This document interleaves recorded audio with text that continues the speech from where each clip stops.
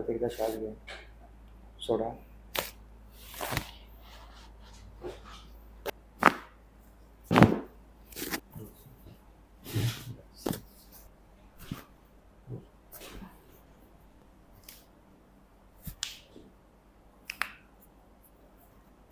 सोडा.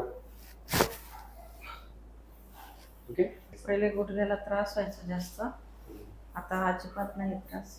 मी सुनीता बाळासाहेब नारवाडे, मी नांदेडवरून आलेली आहे. मी district treasury ऑफिसरला सब ट्रेझरी ऑफिसर म्हणून आहे. मला बॅक पेन्स आणि सर्वात जास्त गुडघ्याचा त्रास होता.